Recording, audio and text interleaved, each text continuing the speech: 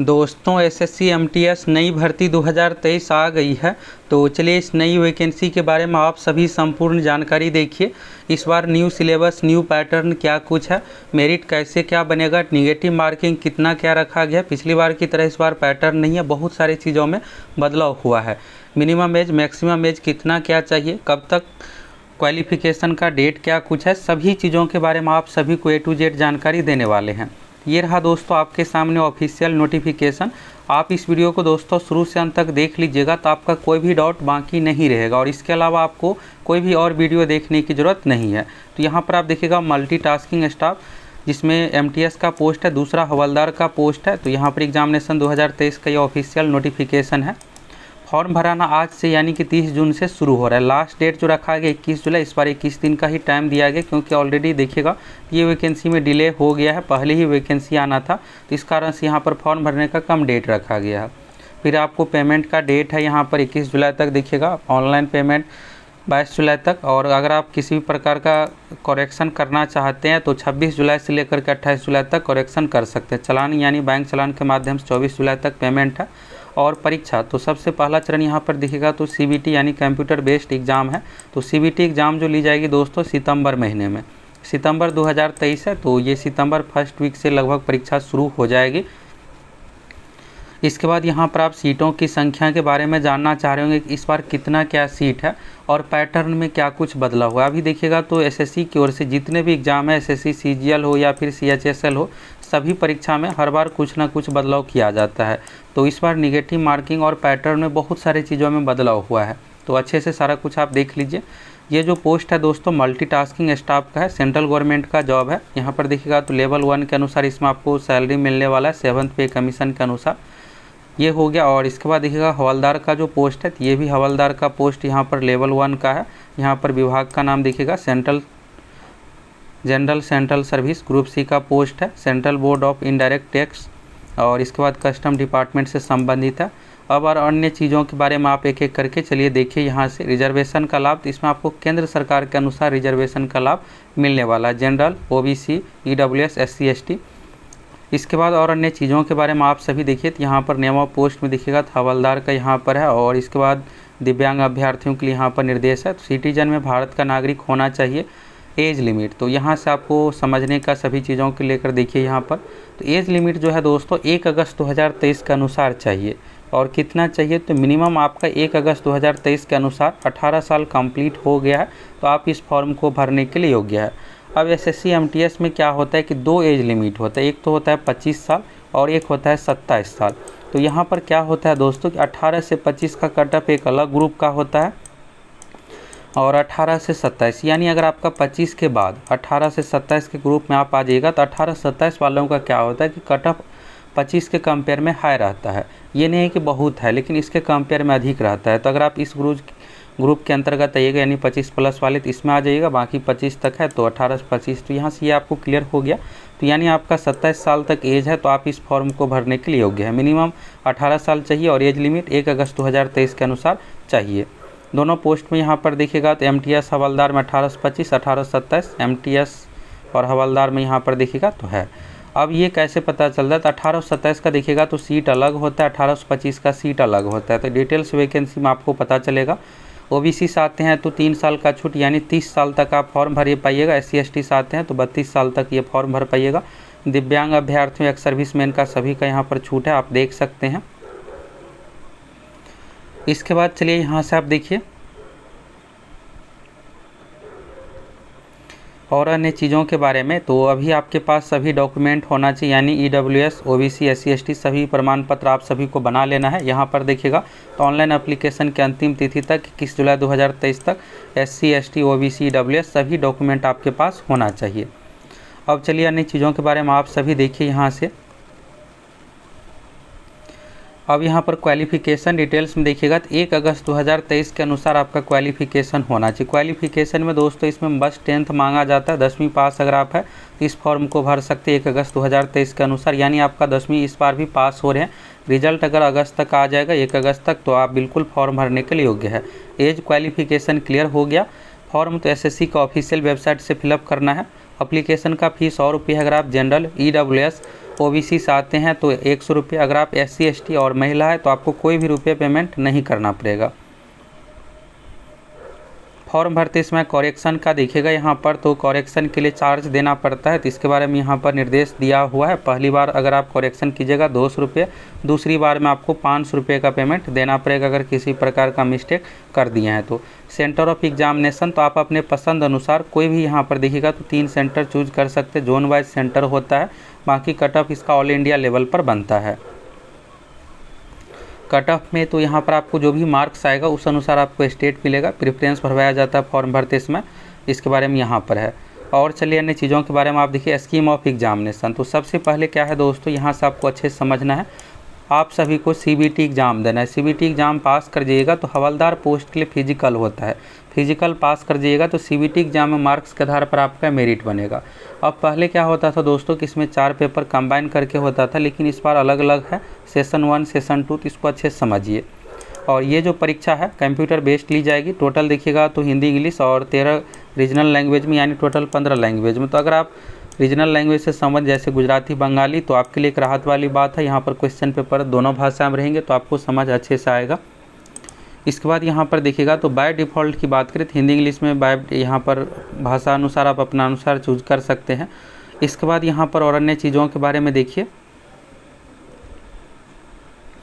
यहाँ पर computer based examination में तो सेशन 1 है। सेशन 1 ये जो होने वाला है 45 मिनट का, ये जो परीक्षा है टोटल टाइम की बात करें 45 + 45 टोटल 90 मिनट की परीक्षा है। सबसे पहले आप एग्ज़ाम हॉल में जाइएगा, तो जब आपका एग्ज़ाम शुरू होगा तो 45 मिनट वाला सेशन 1 शुरू होगा। ये जैसे ही कंप्लीट होगा उसके कंप्लीट होने के तुरंत बाद ऑटोमेटिक सेकेंड यानी सेशन 2 शुरू हो जाएगा। तो कुल मिलाकर ये 90 मिनट की परीक्षा है, सेशन 1 सेशन 2 में बांटा गया है।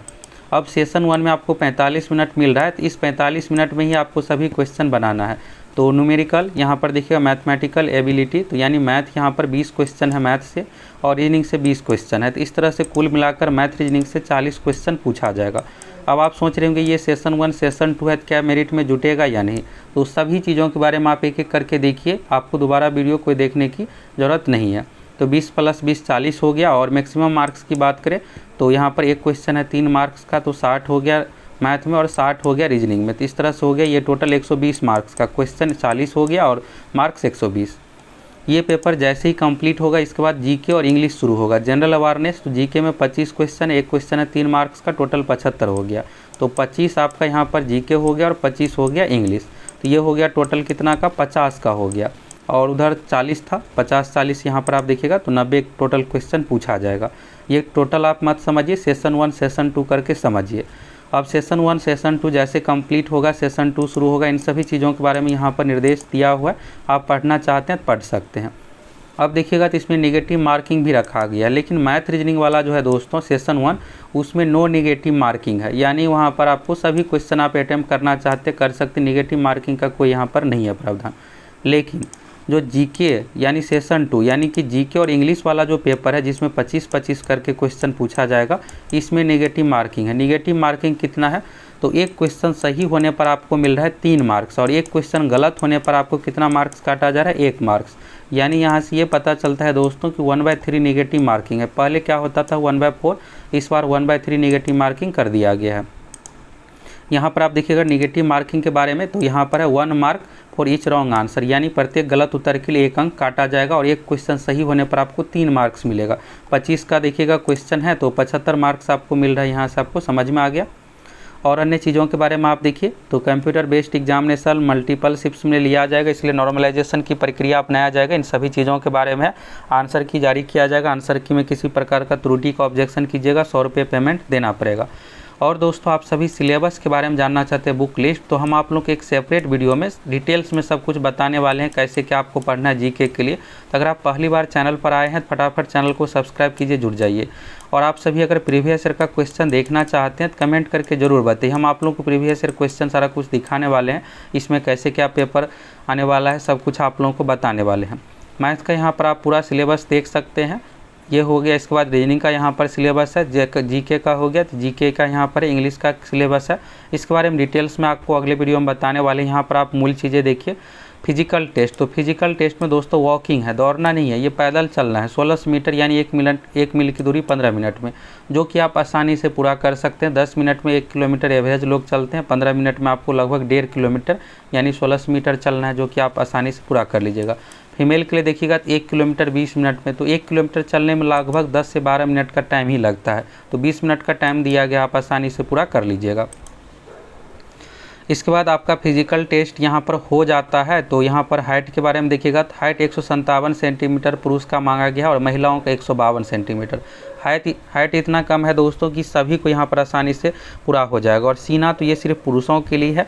यहाँ पर सीना का कंडीशन देखिएगा तो 81 से फुला करके 86 होना चाहिए, लेकिन सीना में आपको इस सभी चीज़ों को लेकर घबराना नहीं है, थोड़ा बहुत कम होता है तो ये मैनेज, यहाँ पर ये नहीं है कि आपको सीधे बाहर कर दिया जाएगा। फिजिकल इसका बहुत टफ रखा ही नहीं गया है। हाइट भी देखिएगा और पैदल चलना है। वेट 43 kg होना चाहिए। 2 kg का यहाँ पर रिलैक्सेबल दिया जा सकता है, गोरखा असमी इन सभी स्पेशल क्षेत्रों के लिए। तो ये महिलाओं के लिए है वजन का कंडीशन, पुरुष के लिए नहीं है। फिजिकल टेस्ट पास होने के बाद आपका फाइनल मेरिट लिस्ट बनेगा, जो कि CBT एग्जाम में मार्क्स के आधार पर। अब अन्य चीज़ों के बारे में आप सभी यहाँ से देखिए।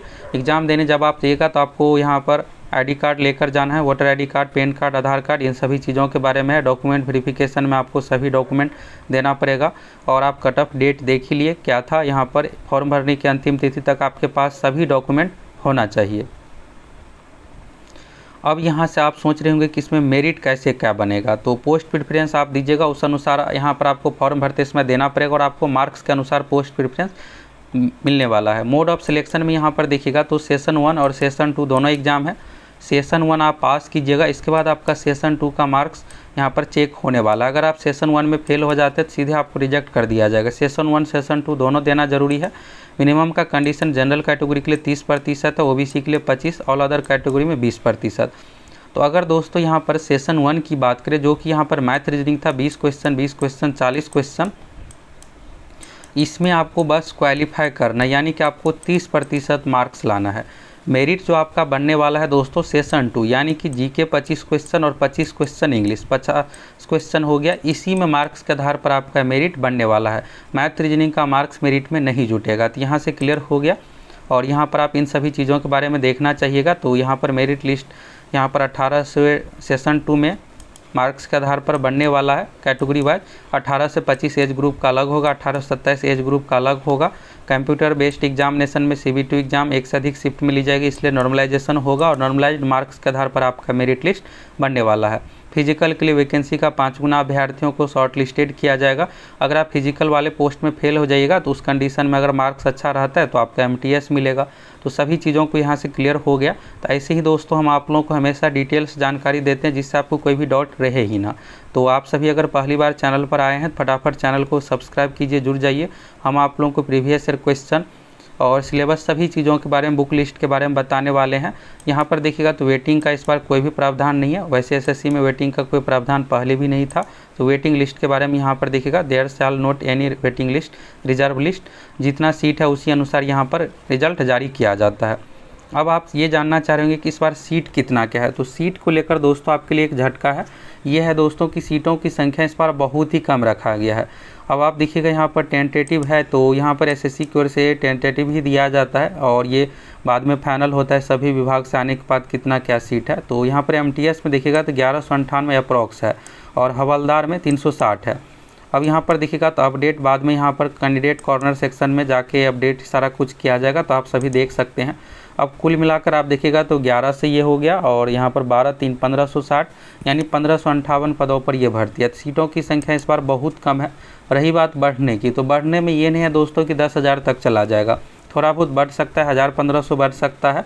ये नहीं आप उम्मीद कीजिए कि बहुत ज़्यादा बढ़ेगा। अभी हाल फिलहाल में CHSL की भी वैकेंसी आई थी, उसमें भी आप सभी देखे ही होंगे कितना कम सीट था।